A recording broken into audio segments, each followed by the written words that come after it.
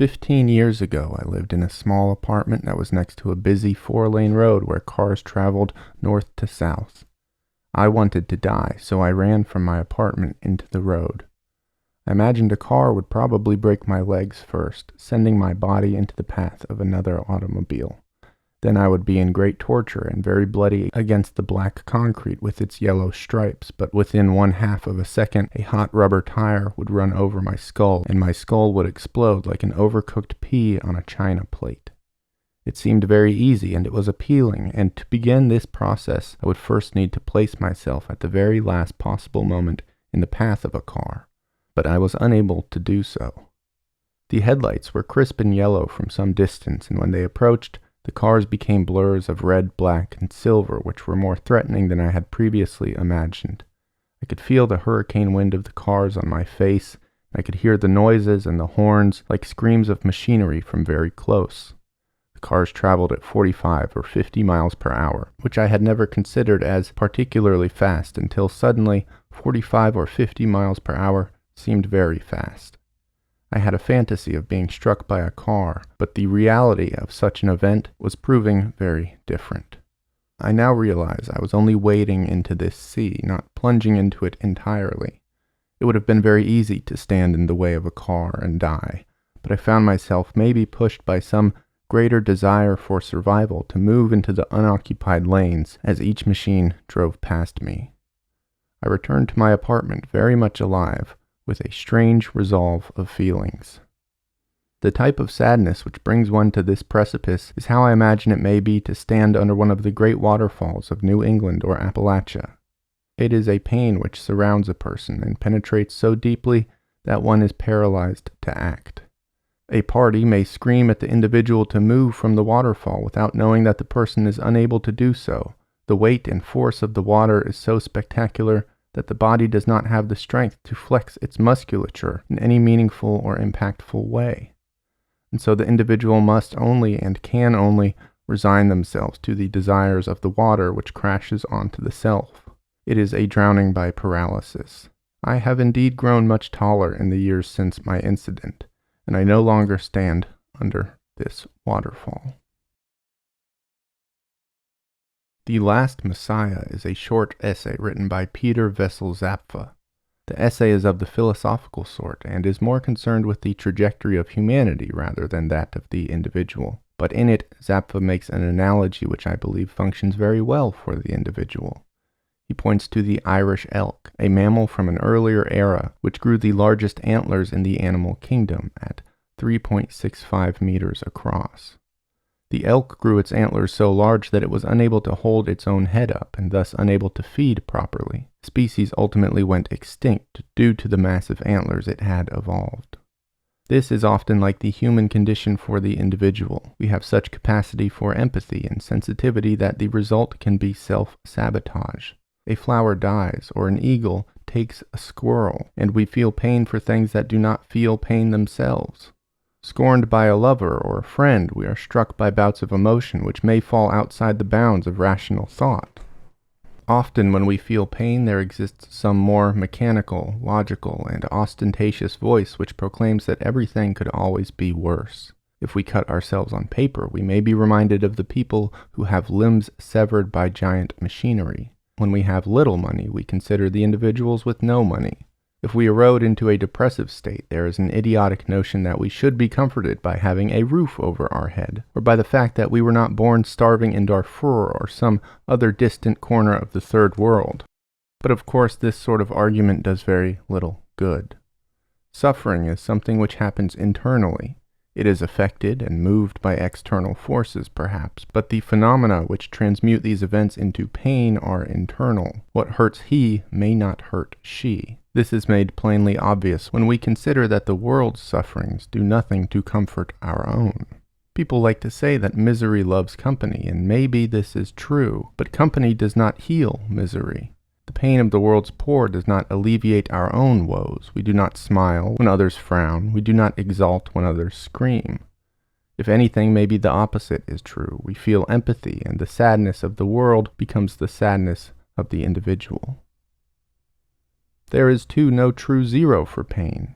A man cannot live in a utopia. No matter how perfect any things may be, we will always feel pain. When we are at our most satisfied and content in life, we still feel sorrow over this or that. So to treat pain and suffering like some objective, measurable quality of life is surely a foolish pursuit. Pain is too made difficult by its tendency to elude vocabulary. How often has the depressed individual been prompted by some version of, "What do you have to be sad about?" or "Look at X, Y, and Z qualities of your life. Why should you be in sorrow?"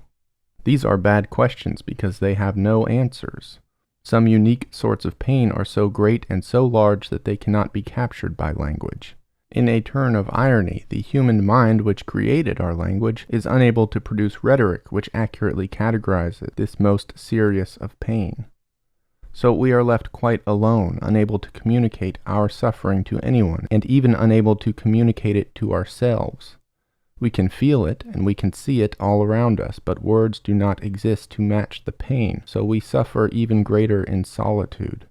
There, in solitude, is where we know our pain most accurately, but it is cruelly where our pain strikes the hottest and most intensely. There even joy reminds us not to feel joyous, but of the thing which we cannot find. It is a top-shelf item in a store, out of reach, but tremendously visible.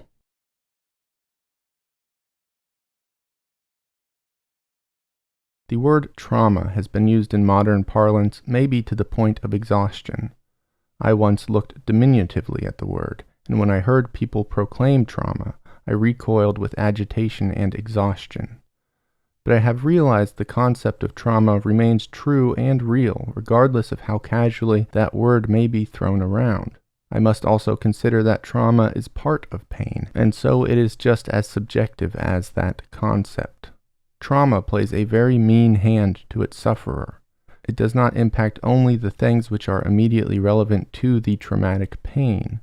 Instead, it can fundamentally realign one's wholesale perception of the world. This sort of pain forms a giant crevasse between the emotional and the rational sides of the spirit. A person may feel that life is generally a good and safe place that is not populated by monsters. So if that person is the victim of some singular event wherein humanity shows its cruelty and violence, they are left with a fundamental rift in how they perceive the world. If the world is X, why did Y happen? This can call into serious question all that we feel and know about the world in which we live, about the nature of humanity. Suddenly a person is stricken not only with the pain of the event, but with the pain of disillusion, the pain that perhaps on a very fundamental level they do not know or understand the world. The concept of trauma has a particular enemy of thought in the English language. People like to say, "What doesn't kill you makes you stronger." Sometimes maybe, but I am reminded of a dolphin which has its fin severed by a boat propeller. The dolphin may continue swimming and the wound may heal, but the dolphin is not stronger. It is weaker. It cannot hunt so effectively. It cannot swim so quickly. Each time it hears the familiar roar of an outboard motor, even at distance it is fractured and hides to cover. Things can hurt humans and make us weaker too. Wounds of the flesh must heal or a human will die of blood loss or organ failure. Wounds of the spirit do not have this quality. They do not need to heal. We can go on through life, limping and cowering at even the most vague cacophonies like the dolphin hides from his boats.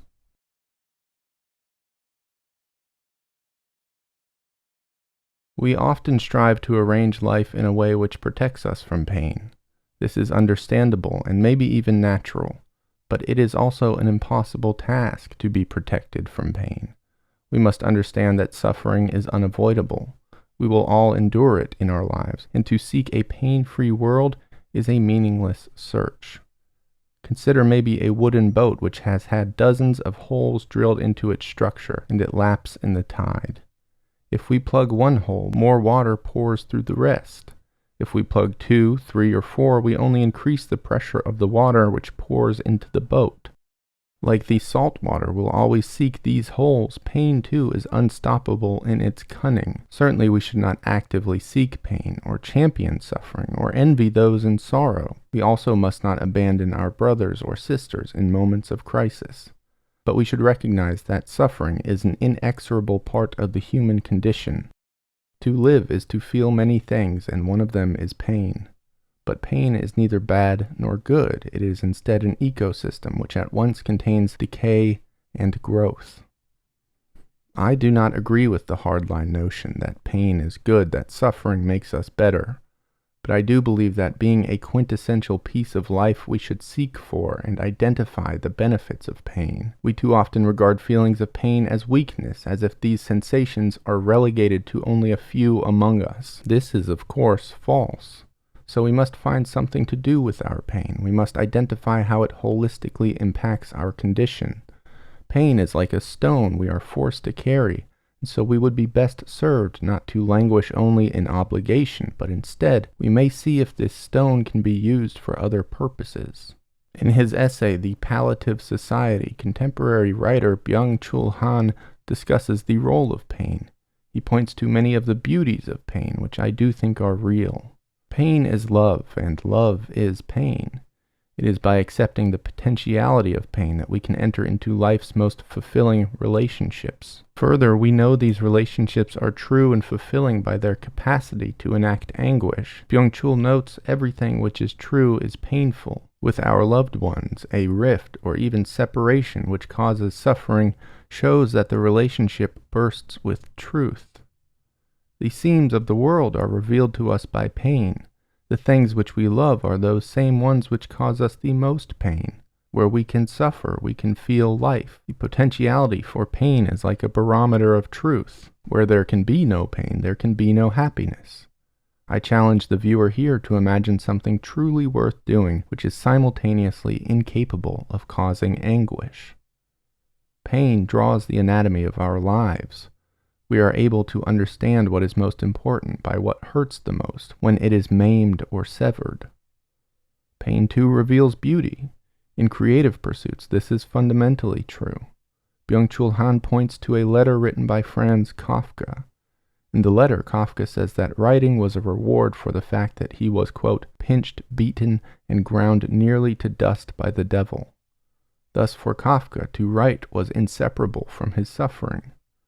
Pain can be the kindling for our highest creative pursuits, for our imagination itself. Creativity may be a sword we are forced to forge as the world presents us with pain. We see darkness and we must imagine light. We cannot heal, so we must heal ourselves. We must build a world in which we can take refuge from pain. The anguish is a demon, most certainly, but the world we build in defense against it is more holy and spectacular than our suffering could ever be. Pain pushes us into the new. It propels us forward. It fractures our attachment to old ideas and concepts. Without discomfort, we would be most perfectly happy to remain as is forever. Disruption tears apart conceptions and forces us to build new ones. To become better and more whole is to change, and change only comes when we experience discomfort. It bears repeating that pain is not inherently good, but it is not also wholly bad. It is neither. Suffering just is. We cannot remove pain from our world. If we try to do so, we only remove our capacity to deal with pain. If we attempt to free ourselves of pain entirely, or even convince ourselves that we have done so, then we find a dangerous situation. One certainly more dangerous than accepting pain as a reality of life. This situation is the type that led me to my suicide. We experience the inevitable pain, but we have been unable to equip ourselves in preparation, and we are now unable to transmute the feelings once they have flooded our soul. This is precisely the point. We should not invite pain or let undue pain run amok in our world, but we must also not build some illusory existence where pain is something we can eliminate. We must prepare for, understand, and be able to cope with suffering in its endless incarnations. I once thought of life as a mountain. To me it was something we must climb and summit with some grand destination in mind. Life was one large obstacle, and we were meant to spend our days conquering that obstacle. Pain was the stumble from the mountain, the misstep that decayed ascension. Perhaps even life itself was a fight in pain. I have since abandoned this idea. I think life is not a mountain, but a valley which we walk through. It is ambivalent in totality, functioning as its own ecosystem, but it is incredible in its many pieces. The flying seeds of dandelion are the stirrings of town and its residents. The grass massages my feet like my cat's paws in my lap on a cold evening. The sun, too, shines like the smiles of those I love, which fade in time and are replaced by nights of darkness, only for the day to inevitably re-emerge. Bees tend to their flowers, and they may sting me as they do so, but this is owing not to my actions, and instead to machinations and psychologies, which always I cannot or need not understand. As I walk through the meadow, I know I will one day and in due time reach the tree line, where this valley disappears into the darkness of a forest. I hope that by then I have appreciated the valley so intensely that I can only welcome a change of scenery.